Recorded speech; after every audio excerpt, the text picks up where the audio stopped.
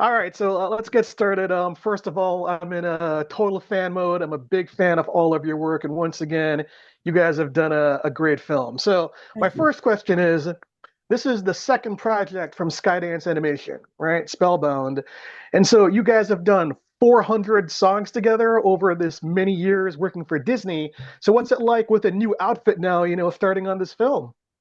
Well, truth is, this is sort of a team that we came from Disney to Skydance. John Lasseter and Chris Montan, who was head of music animation, being pivotal in this, and then Glenn and me, and my whole music team that I've worked with on all of my musicals at animated musicals. So, um, but it's a Skydance is a smaller, more intimate operation at this point. It's still, it's but a very ambitious yeah, operation. And part of the excitement for us is helping this nascent animation studio find its own voice, and develop what Skydance animation is going to mean moving forward. but it's a very familiar to me. It's a very familiar process. Now, as far as how it compares, this one, as opposed to so many of the ones we've done previously, is an original story. And original stories are especially hard. Most musicals are adaptations, so the elements that are there that you can make changes in them, but at least you have that. Here, it's a totally original story. So we had the freedom to go in lots of different directions, which you would think would be, oh, that's great, but that's actually makes it harder. And that's why it took as long as it took. But it was, in the end, I think it was worth the journey. All right, so let's talk about your star, Rachel Zegler, right? Because she went from a YouTube person to all of a sudden blowing up on screen, and she's a phenomenal talent, right? And so you guys have worked with some of the best Broadway and and movie actors on your movies, and here you have this YouTube star when she's just getting started. So talk about writing the music and lyrics for her, and what was she like to work with on Spellbound? Well, the first part of the question is I never write music and lyrics for any individual actor. We write it for the character and the needs. It just so happens that Rachel was perfect to portray that character. Yeah. Besides that, she's part of a generation that grew up on our work. I mean, you can see Rachel in her little YouTube videos doing like Part of Your World or something.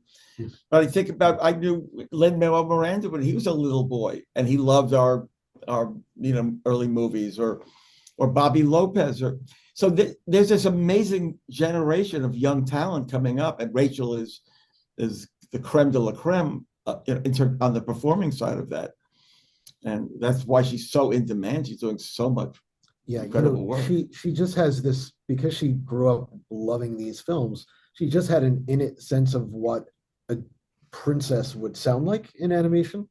But because she's such a brilliant actress, she also knew that she had to particularize the character of Elian. And literally, from the minute she walked into the studio, she was so prepared and so on point, knew that character inside and out, and just became Elian with her very first take. I mean, it's rare that you have to do that little direction of somebody singing a song for the first time. But she just kind of got what we were going for and what Elian's voice as a character would be, and inhabited it from minute one. Yeah. My favorite song in the entire movie, and there's a bunch of them, is "Step by Step," right? With the flamenco guitars, because I've been playing guitar for 30 years. So let's talk about that song first. Where did that come from? How do you put that together? Well, the genre of the film was an ever evolving process. The first visuals we saw had kind of a Spanish look to it. So we started sort of in a Spanish vein a little bit. But then again, My Parents Are Monsters is elements of, oh my God, like rock, of Irish, of I mean, Celtic, and some Hollywood, a lot of different elements. The machinations of Step by Step, here's what we're going to do, felt perfect for flamenco. it's got that ritual to it, and the dance of manipulation that Mazzara is doing with Bolinar. And it's fun. I also look for musical vocabularies that are unique to a project. I like it to be fresh, and because you want to hit people with fresh ears, and not have, oh, that's, I've heard that before. As much as possible, let's find a really appropriate, specific style that is the right vocabulary, and that was, I think, right for that moment. I love the upbeat on that song. And so, Glenn, if you can jump in here, because when I look at your lyrics, right, and the way they just always match tonally to what Alan's writing, right, the process that you guys have, I mean, does Vicky Jensen give you a detailed script in the beginning so you know exactly where to go with the lyrics, or are you presenting her your lyrics first, and are they crafting the scripts around it? So usually what happens is that we all as a group talk about the scene in the song and what we're trying to convey, where we want the song to start, how much information we want it to carry, where we think it ends. And that's a whole set of conversations, but we all need to be on the same page before we start to do anything.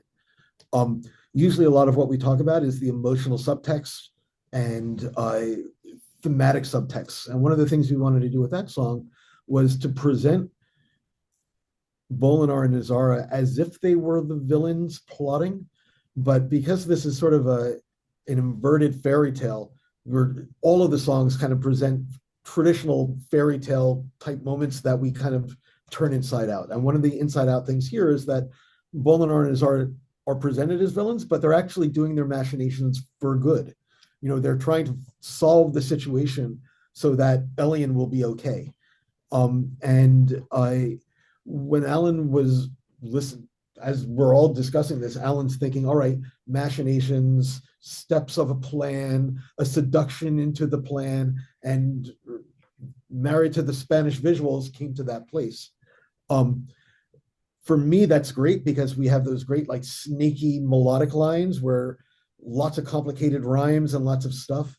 And that suggests a way of talking, a vocabulary that is formal. And since these characters are diplomats and government workers, that fits into how those characters work. And this is all, we're discussing this with Vicky and with the writers all along. So that by the time I actually put the lyrics to that melody, we all know where it's going. And if I can give them something that does exactly what they wanted, but still surprises them and makes them laugh, then I've done my job. Yeah, and we went through many different drafts because sometimes, you give them the first draft and then, well, the information changes a little bit. Oh, now they're going to do this, so that needs to change. Now we want Elian in the scene, so that needs to change. And so there's lots of variations from the first version, but ultimately we're on the same page all along. So Bravo, great answer. Okay, so the second song that I really liked, and I'm a major John Lithgow fan, and I think the whole transformation of Bolinar to Flink is something that, the kids are just going to absolutely love. But the song is called I Can Get Used to This, right? Where he eats the food and he's like going crazy, loving it. And I noticed like a really good horn and string arrangement, right? That was very, very, very vibrant. So if you can talk about crafting that, and Glenn, if you can add, like, how did you add the lyrics to that? Well, in terms of the arrangement, we were going for a Brazilian feel, and in order to achieve it, we did an orchestral track, which was really beautiful, but it felt a little too kind of just smooth and slick. So we actually hired Brazilian musicians to actually be like the sound of a live street band on top of that arrangement. And that really was what, the basic arrangement is Doug Besterman, who is an orchestrator I've worked with on a lot of things, and is wonderful. And then also, again, that street band playing on top of it gave it that, that extra fun. What about the lyrics, Glenn? yeah, so the theme of this movie to a large degree is about change and about how big changes in your life can seem like absolutely undoable. But change happens. You can't stop it from happening, and you kind of have to figure out a way to live with it. And we knew that we wanted to give Bolinar a song that kind of demonstrated him going through that sort of thematic change in a way that Elian could take on for herself later. And so the motion of the song is from Bolinar being a stuffy, complaining, unhappy, fussy guy to kind of loosening it up and saying, well, if I'm going to be turned into a rodent, then bring it on. And the visual metaphor we kept discussing was him going into this burrow and like, almost like you're coming off the plane in Hawaii where you're shedding your jacket and somebody hands you a lei and a coconut and a drink and suddenly you're at the party and you're relaxing on vacation. So, that Brazilian feel, that kind of carnival samba feel perfectly captures that sense of abandon and of just losing yourself in the party. And the way Alan set it up, we start in a fussier place, and then the music slowly kind of unwinds and unwinds and unwinds until suddenly you're at the party and you're in it. And again, these great snaky melodies that let you sort of capture the way it feels to slowly letting go of your preconceptions, letting go of your habits, letting go of your finicky likes and dislikes, and just kind of accepting what life has. And the lyrics, I got to kind of jump into that because it's John Lithgow, who has just brilliant comic timing and it's like such a unique voice. I was able to really sort of dig into this great vocabulary for him, and he just in the studio just attacked it with such gusto and relish. It was so much fun to listen to. I absolutely love that song. In fact, I played it 2 or 3 times in a row when I was watching the film because it was so enjoyable. All right, so let me talk about your guys' partnership, right? Because there's so much success, and like you glorify your success, but then having been in bands, and worked in music as well, there's a lot of arguments, there's a lot of bitterness sometimes when people don't creatively agree. So 400 songs later, how do you guys, agree? I mean, how do you settle differences? I think our audiences really want to know. Well, um, I think we both have pretty good inner barometers for what makes a good song. We always work music first.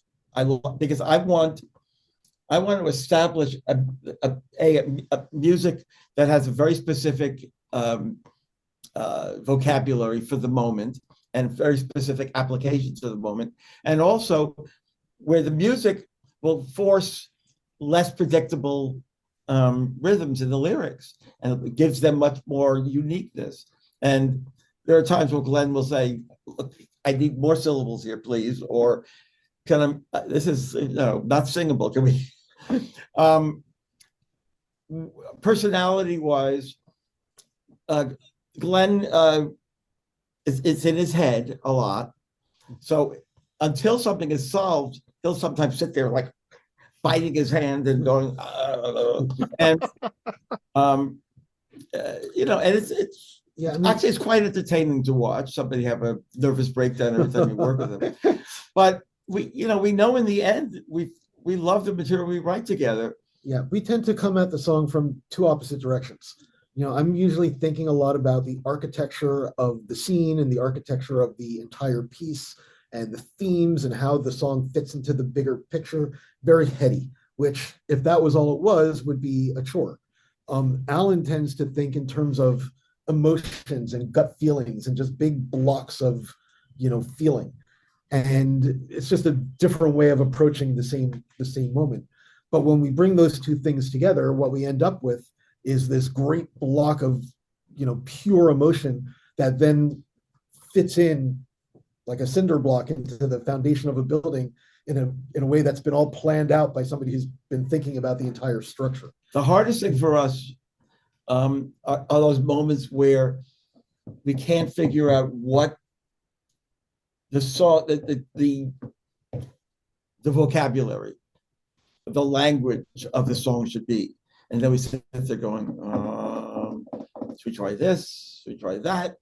Because I want every song, you want the music to have enough of a familiarity in terms of the style and all the nuances, so that the audience goes, "Oh, I get where you're going," or they think they get where you're going, and then you're subverting it. But you want to always have a point of view. And sometimes it takes us a while to come up with that. But when we do, then we fly. Yeah, we both have extremely large interior jukeboxes. I mean, we listen to pretty much every kind of music, and we have just a like a dictionary of styles that's ingrained into us that we both have. And so we have an almost shorthand where we can throw out an obscure reference to a song by this folk singer, or this single from the 1960s or whatever it is, or a show tune from 1923, and we instantly know what the other one means and can sort of use that as a launching point to solve the problem. Yeah. I don't let my hands go near the piano until we've kind of created a mold, a very detailed mold of what we think this is. And then I can just fly to the piano and go, that's okay. Oh, that worked. Okay. But we have the parameters of the song. Gentlemen, I'll say again, it is an honor interviewing you. I'm a big fan. Once again, great work always. Cheers. Thank you. Thank you very much. Thank